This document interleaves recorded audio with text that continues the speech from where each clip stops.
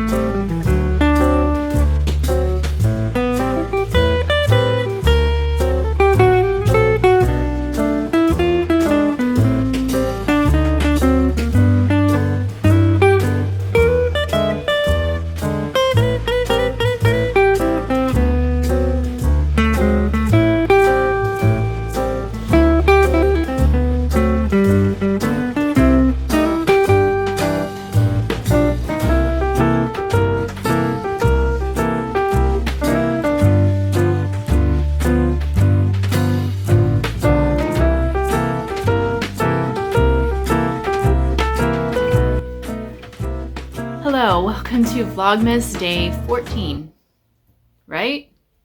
How is it? I never know what the day is. It's Wednesday, and I'm pretty sure it's December 14th. Yes, it is. I just made myself a cup of tea, Christmas in Paris, of course, and put a little bit of honey and milk in it. And I thought I am going to sit down and have a little chat before Lily and I have to leave.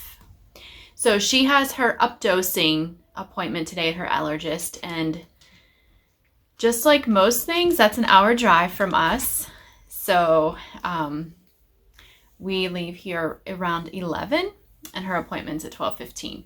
So we'll be going, and for those, I have a lot of new viewers. Thank you so much, and new subscribers. I am just really appreciative and grateful for that. So some of you probably know this and others don't, but Lily has, since her entire life, she's had a severe peanut allergy, anaphylactic peanut allergy.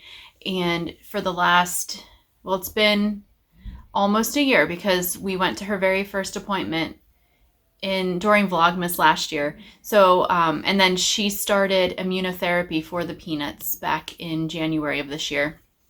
And that basically means that she is getting tiny amounts of peanut protein, and it's slowly increasing. And the whole gist of it is that her body will begin to recognize peanuts as an okay thing and not completely freak out and try to kill her if she's exposed. So when we started the therapy, she was just getting like a tiny little bit of peanut flour mixed in with a liquid. And she's now up to 0.06 of a gram of a peanut, which is a tiny little piece of peanut. But it's amazing. It is just totally amazing. It's definitely a gift from God to have this type of treatment nearby. And the plan is not for Lily to just be able to go gung-ho and eat peanuts, because she'll never be able to do that.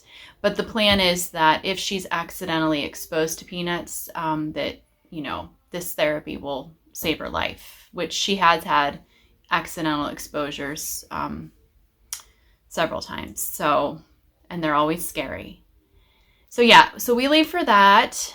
And I think we're going to stop while we're out.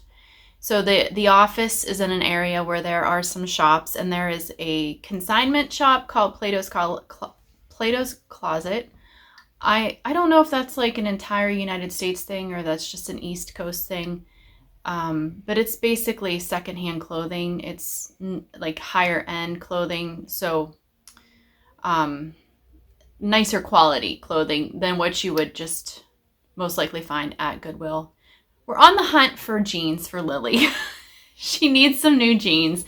And, last Wednesday when we went to the mall, that's what we were looking for. And it was a no-go. So we're going to Plato's Closet to see if we can maybe find some jeans for her. And again, that's a toss-up because it's consignment. So she may find something, but she may not. But because we're only like 5 minutes from the store, we're going to go while we're there. So I thought I would hop on here and talk a little bit about knitting and just catch up a bit. First and foremost, though, I just want to thank you guys so much for all of your comments regarding yesterday's news with Lily's cyst and all of that. That yesterday was truly, it was just kind of a roller coaster day. And I did not realize how much that appointment was weighing on me. And actually that whole situation was weighing on me until I woke up this morning. And I was like, oh my gosh, the cyst is gone.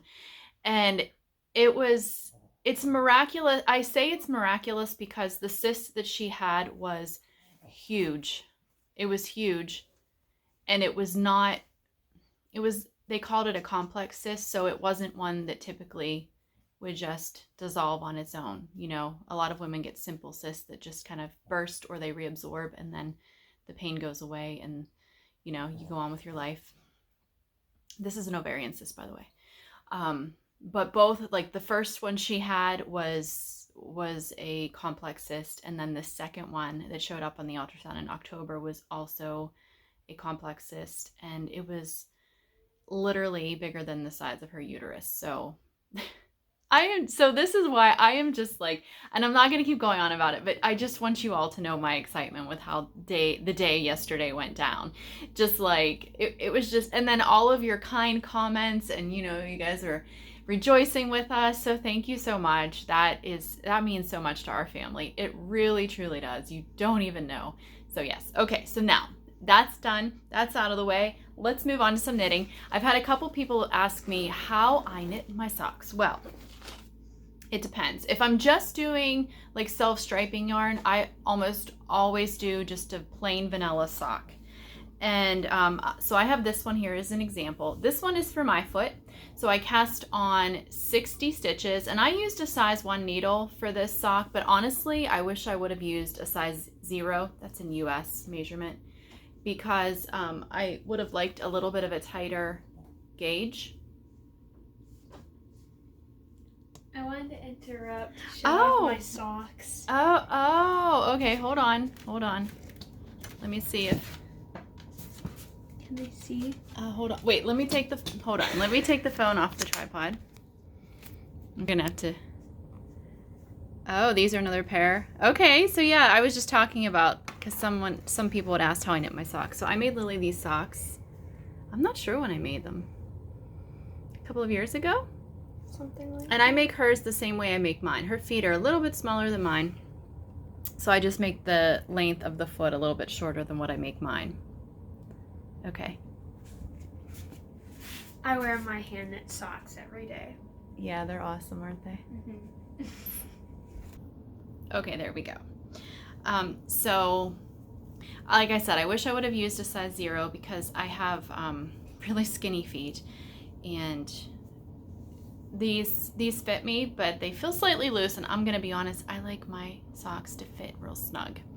So, and then I just knit, I don't know, I just knit until until I reach the length of the leg that I desire, and then I almost always do a slip stitch heel flap, and then I do the gusset and everything. This is the only heel I've ever done. Can you believe that? I've never tried any other heel. As far as like, I've never done a fish kiss fish lips kiss or whatever that is. I've never done an afterthought heel. I just always do these because they fit and I know how to do it and I don't have to look anything up.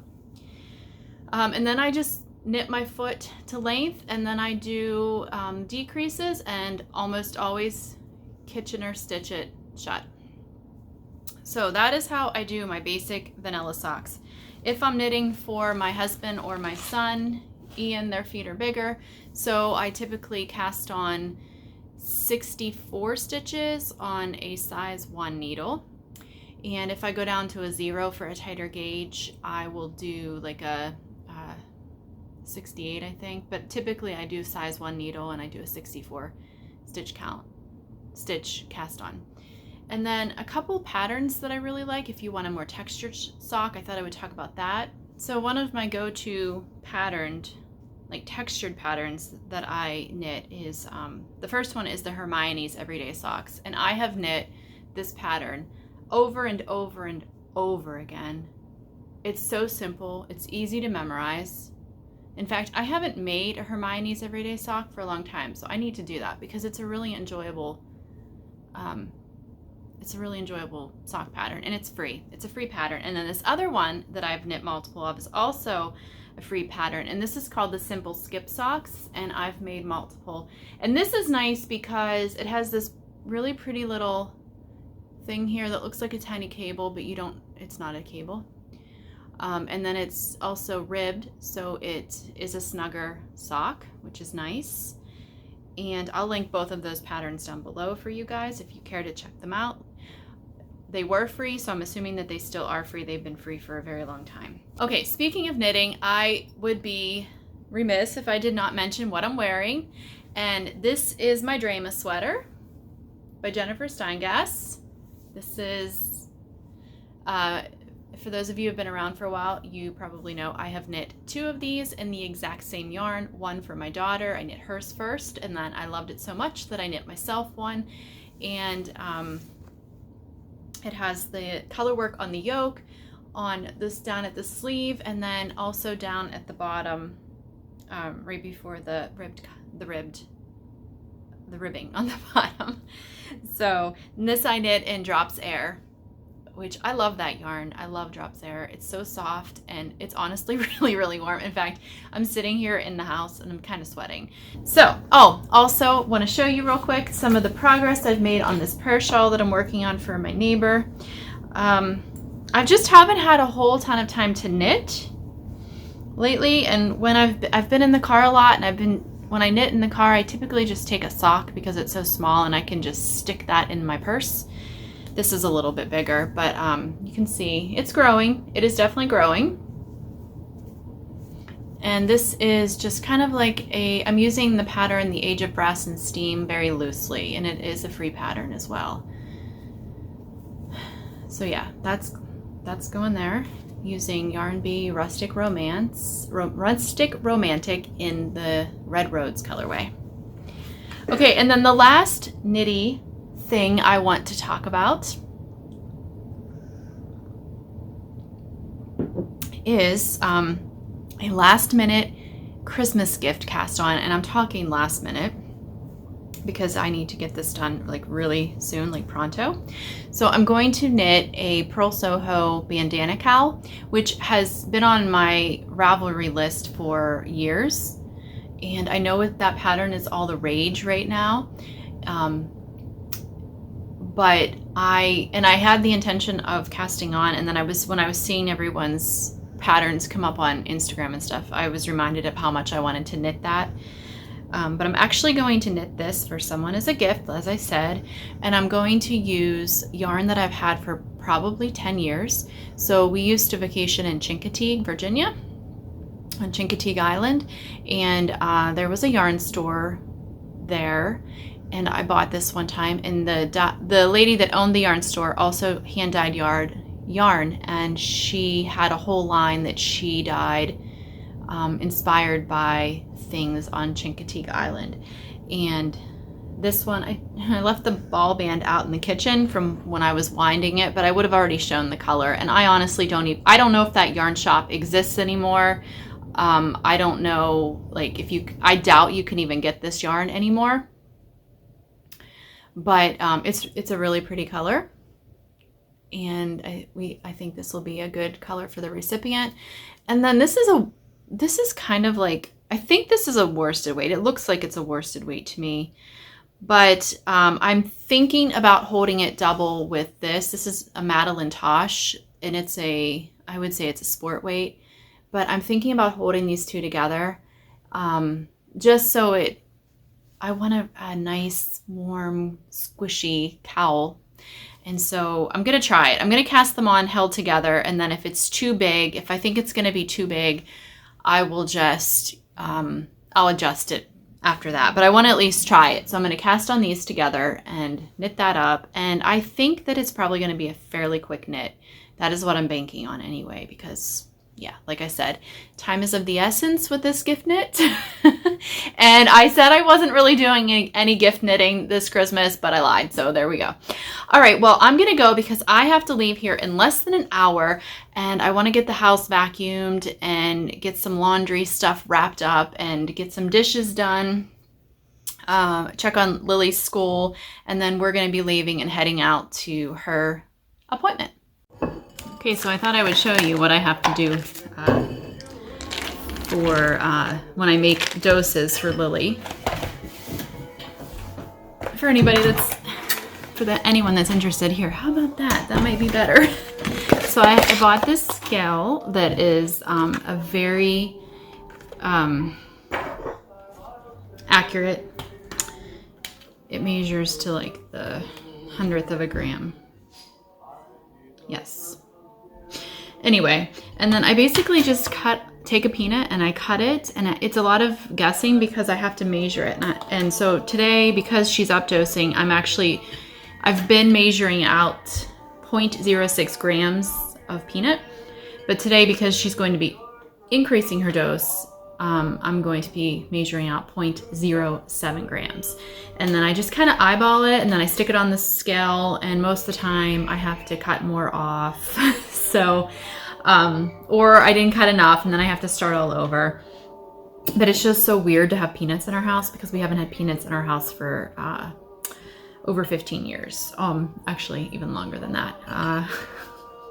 We always, like, it's just so weird. It's just so weird that I'm messing with peanuts in my house, that I'm touching them, that they are like, that she's touching them, that she's actually sticking them in her mouth. So it's just, it's amazing.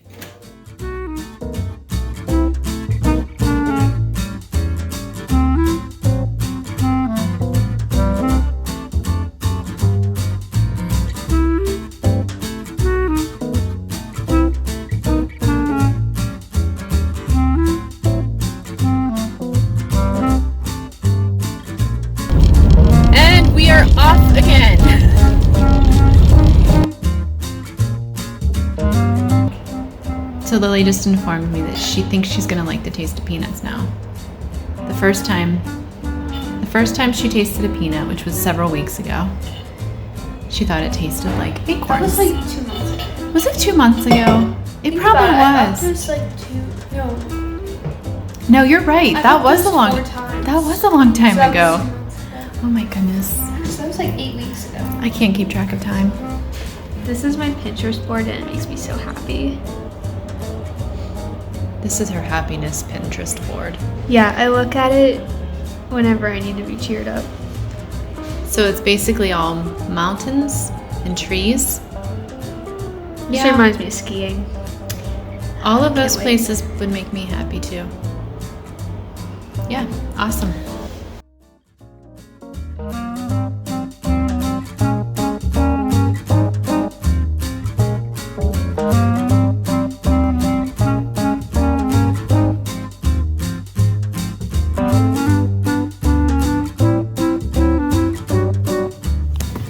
Okay, so Lily is super happy because she found the perfect pair of jeans. When does that ever happen?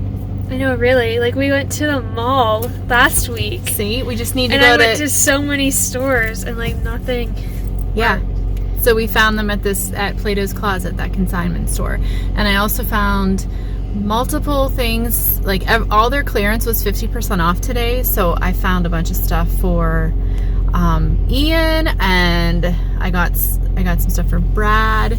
So yeah, it was a good stop. Are we going to Goodwill? I don't know. Do you want to go to Goodwill? I don't care. I really want a pair of black ankle boots. I've been looking for them.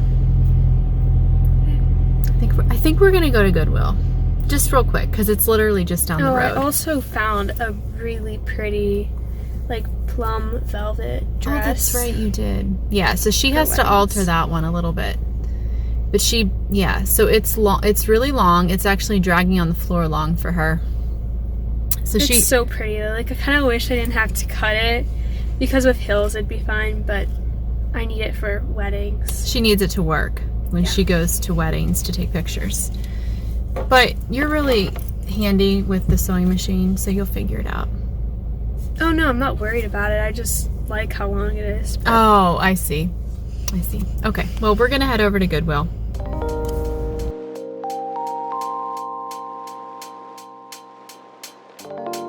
Well, we are home. It's 20 till 5. And we ended up not going to Goodwill because we both, after I stopped filming, we just both kind of like looked at each other and decided we were really, really tired and didn't feel like going to Goodwill anymore. So we just headed home. And like I said earlier, it is an hour drive. So, yeah, I have my tea from earlier today, this morning, before I left, because I figured that I would get it all drank before we left, and I didn't. I got it like half drank, so I just warmed it up, and I'm gonna sit and chat here. I got dinner in the oven, and on the stovetop I'm going to cast on that bandana cowl tonight, and we're gonna see what happens through the night. We're supposed to get a really bad ice storm. It's supposed to start, I think, like 2 a.m. and go until 1 p.m. tomorrow. That was what they were saying yesterday. I haven't checked today. So I love snow in the winter, and snow doesn't bother me, but I'm not actually very keen on ice. Just because it's destructive and it's dangerous. And so I do have an appointment at 9:30 in the morning to get my tooth worked on. And so I'm just going to have to play that appointment by ear.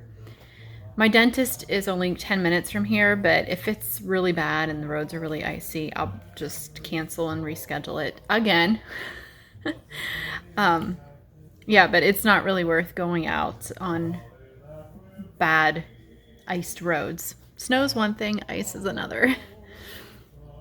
So, yeah, we had a good day today. Lily's appointment went well, and then, like I said, we found a bunch of clothes. I got a whole huge bag of clothes for such a good price, and that's because the majority of it was 50% off.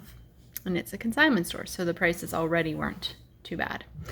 So, anyway, that was fun, and I'm really looking forward to just having a cozy night in. I am half tempted to bake some Christmas cookies tonight, but I don't know if I want to start baking them this early. So today's the 15th, so we've got like 10 days until Christmas. And so it's not super early, and I could stick them in the freezer, but I don't really make that many cookies just because we don't really eat a lot of sugary things here. But it is fun to have Christmas cookies, right? And I do always make them gluten-free. That is one thing I always do. I always make, except for sugar cookies. I haven't been able to get a good gluten-free sugar cookie recipe. So, I don't know. Thinking about making cookies tonight. We'll see what happens. Okay. So Brad and Ian are trying on the clothes that I bought them today. So far. Oh boy. Hey, stop laughing at me. Brad's jeans fit him. Look here, honey. She slapped me in the face. Put that thing on. Put your pullover on with it. Someone's getting Brad has a headache. tonight, and I'm making him try on the clothes I bought him. I'm gonna give you a head rub here in a minute. Oh, see, that looks nice, Brad. You're getting a head rub. You look nice. Yeah. Ian, what are you doing? You're going outside with your headlamp on? Uh-huh. Okay. Actually, I'll go downstairs and start. Watch you don't fall.